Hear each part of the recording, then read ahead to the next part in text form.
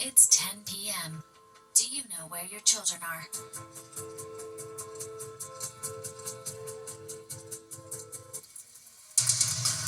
Right now on the 10 o'clock news. Luigi Mangione on video giving cops a fake name. Prosecutors releasing the body camera footage of his arrest. Will it help or hurt his fight to get evidence tossed? And smoking pot in public goes to a vote on Long Island. One city moves to outlaw lighting up on the streets.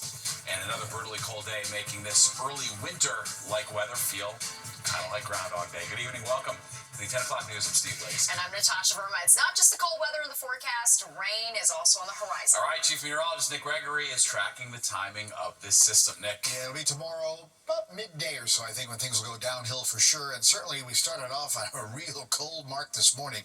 Look at some of these low temperatures. 3 in Scranton, 5 Sussex, 4 Poughkeepsie, 2 below there up in Sullivan County. And then we worked our way through the teens to about 20 once you finally got to the coast.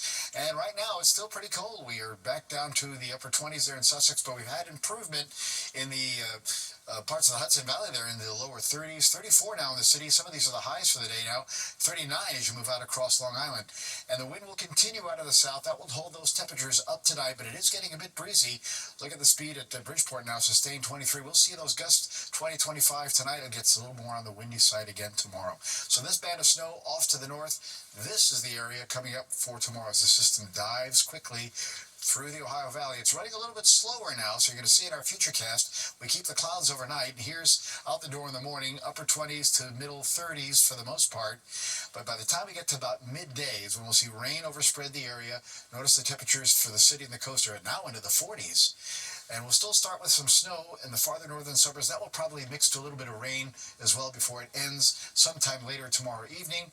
And then Thursday, just windy and colder. Temperatures will go back into the 20s and 30s and just kind of stay there as the day goes along. So this computer model, again, is kind of grinding out about an inch for Sussex and North Jersey. That's about right. Same thing for Poughkeepsie. That's where any accumulation will be. And then a little further north, maybe up to as much as 3 inches over the higher terrain there, Sullivan County into Ulster County. Steve and Natasha. All right, Nick, thank you. Well, prosecutors releasing new body cam videos showing the moments Pennsylvania police arrest accused CEO killer Luigi Mangione. All right, this video is key in his fight to have crucial evidence thrown out of his murder trial. Fox 5 Sharon Crowley live in the newsroom with today's developments from court. Sharon. Steve and Natasha, for the first time, we're going to be seeing and hearing from Luigi Mangione when Altoona police in Pennsylvania approached him at a McDonald's restaurant 5 days after United Healthcare CEO Brian Thompson was gunned down in Midtown Manhattan. Now, body-worn camera video shows police officers asking him for his name and ID. Prosecutors say he lied, giving cops a fake driver's license, which is what led to his arrest. Take a look. Yes, sir. Can you put your mask on? Yeah, sure. You should. Thank you. What's your name? Mark. What is it? Mark. Mark? Just say Mark what? Missouri. Sorry. Someone called. They thought you were suspicious. Oh, I'm sorry. Do you drive in? Yes. Thanks.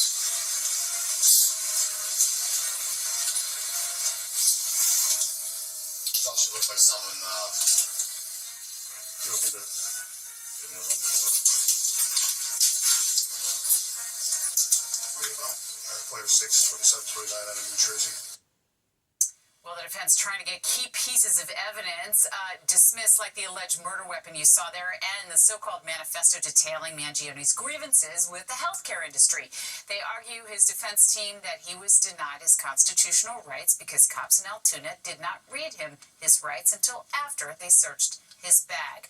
And we also learned some more from prosecutors this week about a to-do list and travel plans found during Mangione's arrest. His alleged plan to avoid capture included plucking his eyebrows, buying less conspicuous shoes, and taking a bus or train west. Mangione has pled not guilty to murder and other charges. The pretrial hearing resumes on Thursday, and we'll be covering it for you.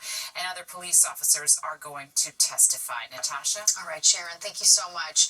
Police in Jersey City are investigating how an NJ Transit bus ended up tilted on a concrete barrier. Look at that. A Officials say the number 68 route bus was making a left turn from Grove Street onto 18th Avenue when it made contact with that barrier and stopped on top of it. The driver was the only person on the bus at the time and was treated for minor injuries. Developing tonight, Defense Secretary Pete Hegseth telling congressional leaders he's still deciding whether to release the full video of an attack on an alleged drug boat that killed 2 survivors. Hegseth providing a classified briefing with Secretary of State Marco Rubio and other top national security officials on Capitol Hill today. It comes as lawmakers from both parties demand a full explanation from Hegseth on the strikes that killed 2 people who were clinging to wreckage after the initial strike. Critics say that action may have violated the laws governing the use of deadly military force. It was a very unsatisfying briefing. Just let people see it. Everybody can make their own decision. President Trump's campaign against these alleged drug boats from South America began in September. 22 vessels have since been destroyed and at least 87 people have been killed. The man who allegedly shot Jets cornerback Chris Boyd last month, seriously injuring the football player, was just hit with attempted murder charges. Police arrested Frederick Green last night. Boyd was shot outside a club on West 38th Street back on November 16th. At the time, sources said that the shooting came after an argument between 2 groups of people. Well, some who live on the Upper West Side will not be going home tonight. The city ordering everyone to vacate their apartment building that caught fire earlier today. The Red Cross helping relocate the dozens of people who are currently displaced. That fire-alarm fire broke out around 8:30 this morning at a building on Amsterdam and 107th Street. Several people were hurt as those flames, as you can see here, tore through the roof of the structure. The FDNY says the fire started on the 6th floor, with 3 units on that floor sustaining heavy fire damage. The department set up a collapse zone after the roof partially collapsed and debris fell down onto the street. People who lived there were thankful they made it out alive. There was a lot of people screaming down here. I know that there was a lot of people calling 911 at the same time. I worry about the people who live there, especially at Christmas. But the only lesson I can learn is not to lie. Fire started in his kitchen. In the kitchen? Yeah, but he can't walk anymore. The home attendant comes at night, but they saved him. He's out. He went in the ambulance now. And the cause of that fire is still under investigation. New tonight, Governor Hochul has picked the next head of the Port Authority. She's nominating Catherine Garcia to replace outgoing Director Rick Cotton. Garcia currently serves as the Director of State Operations. She was also a one-time New York City Sanitation Commissioner and mayoral candidate. The Port Authority manages the area's airports and one of the country's biggest cargo ports. Garcia still needs to be approved by the Authority Board before she can start the job. Well, strong smells leading to strong opinions on Long Island. The city of Glen Cove just voted to ban pot smoking in public. This makes them the first city in Nassau County to restrict cannabis use. Fox 8's Linda Schmidt is live in Glen Cove with the latest. Linda. Yeah, first of all, good evening to both of you. And, you know, pretty much everybody in the state has had that experience where you're walking along the sidewalk and suddenly you get hit in the face with the smell of marijuana. Well, starting immediately. That is now a no-go here in Cove Island, Glen Cove, Long Island. That's because the city council voted to ban it tonight. Now, you are allowed to smoke in your home while you're standing on your property. Other than that, if you get caught, you could end up with a hefty fine. Go ahead, take a look at this video right here. This is the Glen Cove City Council voting on this issue just a short time ago to ban marijuana smoking in all public places. I'm talking about streets, sidewalks, parking lots, parks, beaches, anywhere that is public. The council saying that it has been bombarded with complaints from residents about the smell of marijuana permeating public places since New York legalized recreational marijuana back in 2021. Now, the council says it is a quality of life issue. So starting immediately, as I said, you can only smoke pot in your home or in your yard. You could end up getting slapped with a fine if you're caught in public of up to $100 for the first offense, up to $250 for any future offenses. Well, we spoke with some folks here. There's, heated feelings on both sides. And here's what some of those folks had to say. People such as myself, who choose to be sober, should be able to walk through the streets, go to any parks, and not be exposed to or assaulted by secondhand marijuana smoke. Is the toxicity of it, which is why I understand they're making it more restrictive, and I support that. They're just nickel and diming us because it's actually the corporations, we're giving them tax breaks, so it's a way of them making extra money. So you just think this is just a moneymaker? It's nickel and diming, yes. So move away from the kids, but you should be able to smoke anywhere that you want in public other than that. Yes. Yes. It's legal in the state of New York. Everybody else is smoking. Glen Cove has their own rules. They make their own rules out here. Okay, again, this is starting immediately. However, the council, in passing that ban tonight, they did say that they might revisit this ban and at some point in the future talk about creating designated smoking areas in public for marijuana. But for now, no more. Back inside to you. Very well, fascinating stuff. Thanks, Linda. The FDNY planning a year-long reflection to honor the 25th anniversary of 9/11 next year. The events will honor the lives and legacies of the heroes who lost their lives. Among the projects, a movie about Father Michael Judge, a chaplain who was killed on 9/11, a podcast series hosted by actor Gary Sinise, a new 9/11 health report, and a ceremony at the Staten Island Ferryhawk Stadium on September 9th. 343 FDNY members were killed on the day of the terrorist attack, and more than 400 have died since from 9/11 related illnesses. Well, the hidden use of AI is costing you. That's right. A new study shows Instacart is using the tech to hike the price of groceries, just how much it's costing users each year. And a star-studded show to help victims of Hurricane Melissa in Jamaica. How much money organizers are hoping to raise at a benefit concert. Plus, a former NFL star is giving Aaron Rodgers a run for his money. Philip Rivers' last down in the NFL was in an AFC wildcard back in 2021, and now the 44-year-old returns to the league with the possibility of becoming one of the oldest players on an NFL roster. Will he shatter an age limit? We're digging into it. Coming up later in the 10 o'clock news. I'll see you in the morning. Well, a new study shows grocery delivery service Instacart might come with a hidden cost. That's right. A Consumer Report investigation shows the platform is using AI to raise the price of food as much as 23%. Fox 5's Teresa Priolo has the receipts.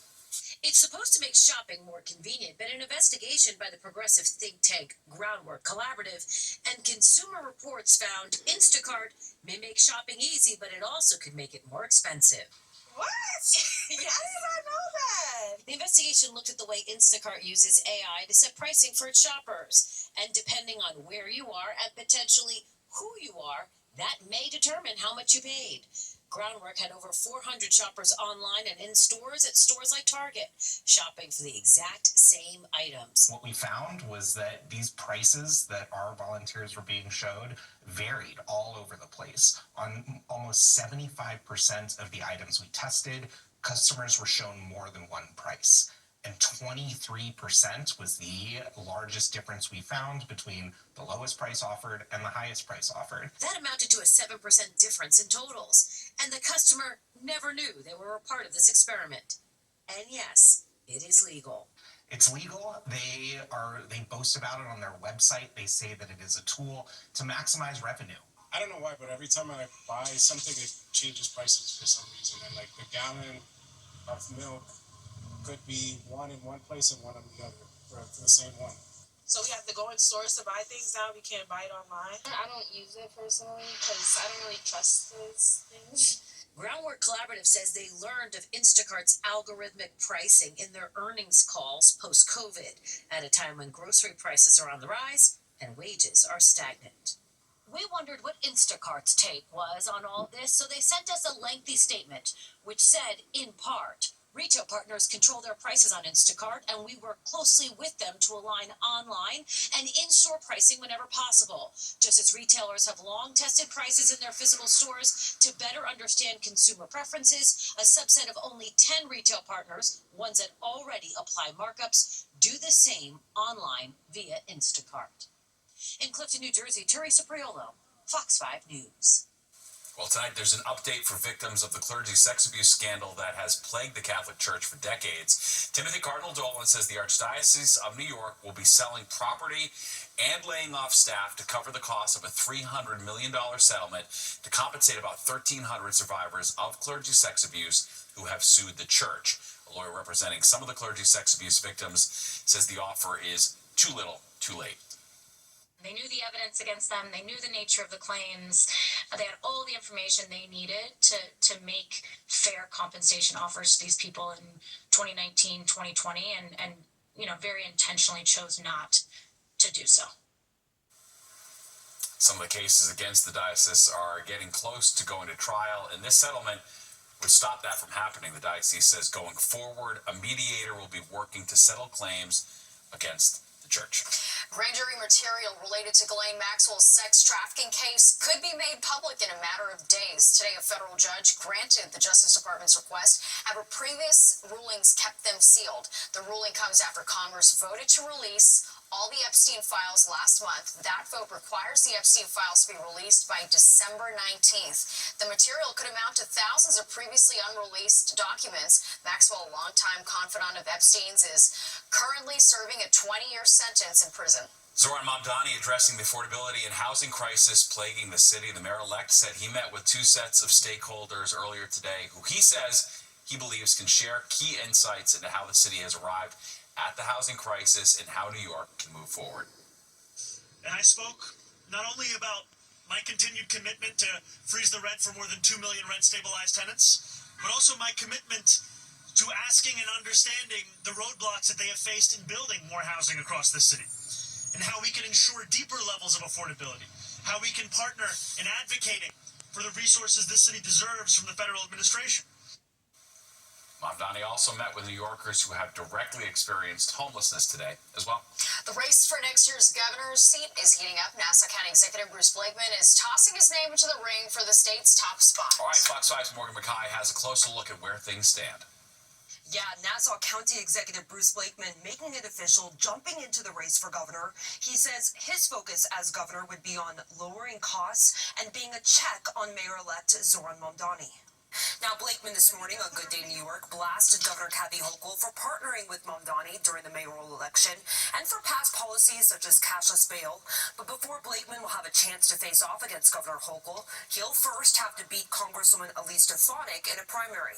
Stefanik jumped into the race more than a month ago, and while she still hasn't held a major campaign press event since entering the race, she has secured endorsements from a majority of Republican county leaders. State GOP Chairman Ed Cox trying to shoot down the possibility of a primary, saying that the race should be decided at the GOP convention early next year.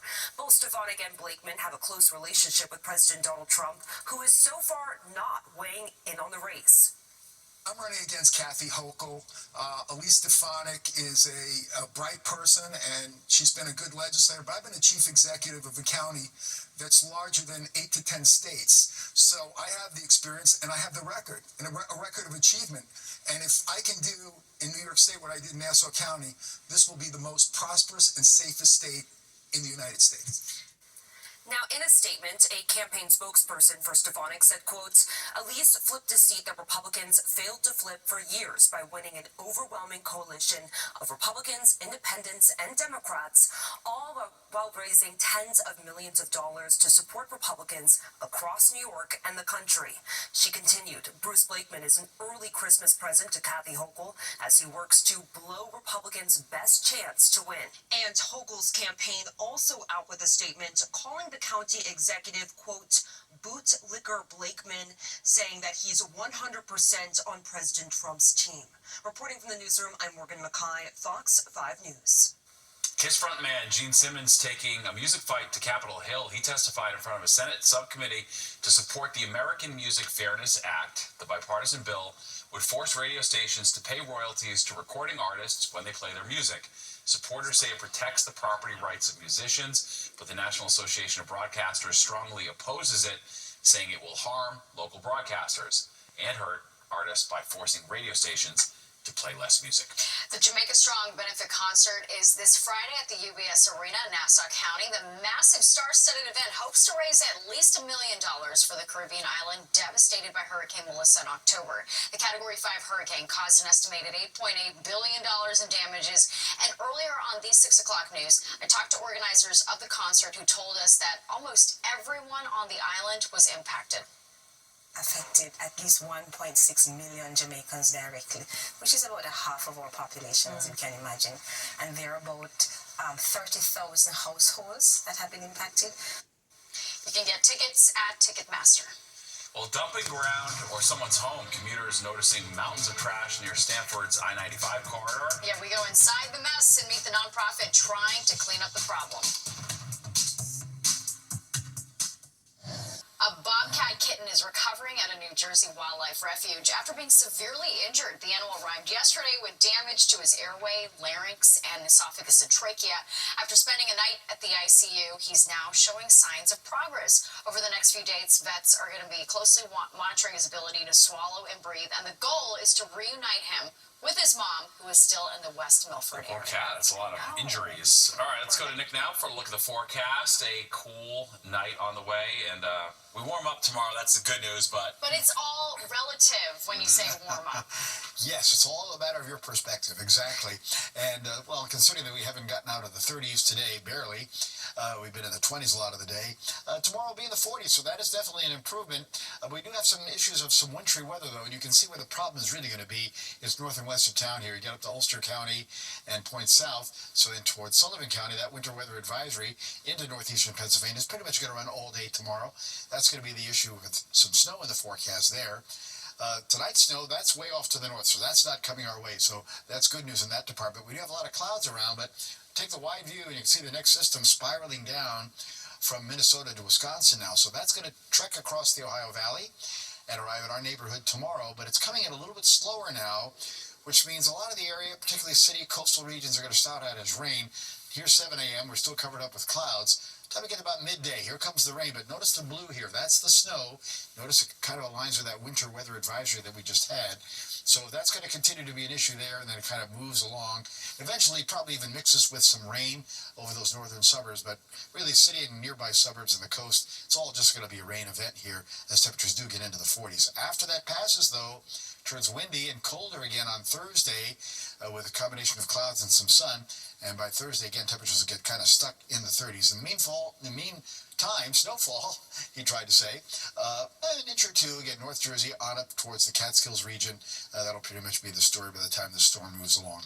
All right, so tonight stays in the 20s to low 30s. Temperatures may actually even rise a little bit more. And then tomorrow, the rain moves in. Temperatures mostly mid-40s city and coast, a little bit colder off to the north. Steve and Natasha? All right, Nick, thank you. Well, a rough ride ahead for cyclists in Queens. Opposing sides dueling it out in Astoria over the ruling to remove a half-finished bike lane. And celebrities trying to save a church from the bulldozer, but the fate of the historic building on the Upper West Side is still in the air. Plus, watch where you're walking. The list is out for the most dangerous intersections in New York City, and chances are you live by one of them. I'm Arthur Chen in Harlem, and coming back, we'll break down where those intersections are and what's being proposed that would fix that.